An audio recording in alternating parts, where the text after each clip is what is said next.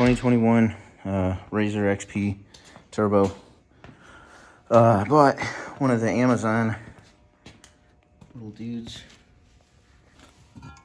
hitch kit, and first thing you notice right off the rip, I know that looks a little hokey, but I don't give a fuck.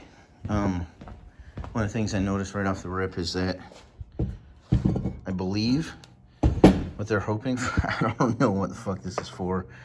If there's a reason and somebody knows, post up, but I believe what they're wanting you to do is use these little bolts, these little grade 8s, and just put them through here into their fitting on the back, which is fully threaded. I decided to go ahead and just use the long bolts because the long bolts that came with it are nowhere near big enough in diameter or long enough to fit on your control arm brackets, control arm mounting holes, right? So the bolt that goes through the whole thing is a wider diameter and it's longer, quite a bit longer too. So, okay, this is me just talking about how this bolt might be long enough, and in the end it was long enough. This is stock RZR control arm bolt, and it has enough threads to go through, put the lock nut on, and still have threads left over. So you're all good. It should be fine, because even though this is quite a bit thinner material than that, which looks to be about a 1/4 inch thick steel, there's quite a bit of thread hanging out the back of these. So the install is basically put some blocks under your floor jack, put it in park or whatever. Mine's in neutral because it's not in 4-wheel drive, so putting it in park's not really gonna fucking do anything. You get the back tires off the ground, and then I just broke these loose. I think they're, let me see, 18 maybe? Yep, 18 millimeter. I busted out the little impact because it can speed things up.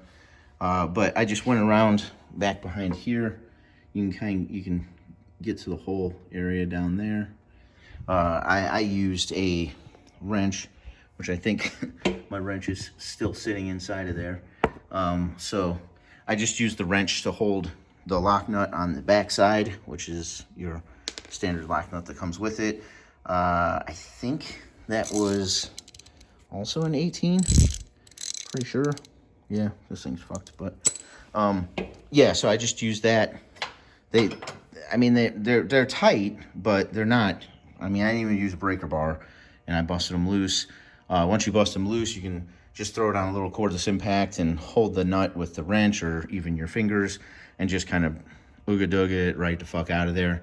And then, these things just kind of fall under their own weight. I raised and lowered the side-by-side until it came out. I was able to take the bolts out with ease instead of there being a bunch of pressure on it.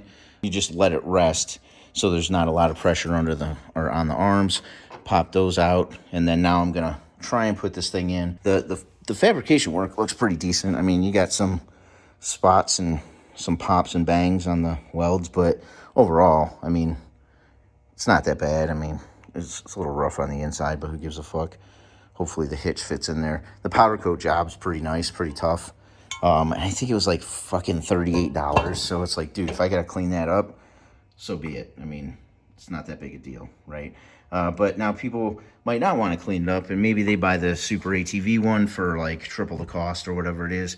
That's fine. I'm just putting this video up there so people know, like, yeah, it works, but you can't use their hardware that came with it. Like I said, I'm going to try that. All right, so there was one last thing I had to do before, when I put these in right here, these guys going up from the bottom. I had to shave those down, just the remaining threads that were hanging out, just so that it would fit perfectly. But you can see that it does. Looks good. And she's all bolted on. Those are the only things I had to do, was just shave those bolts down a little bit, and I put the lock nuts on the back of them just for extra insurance, I suppose.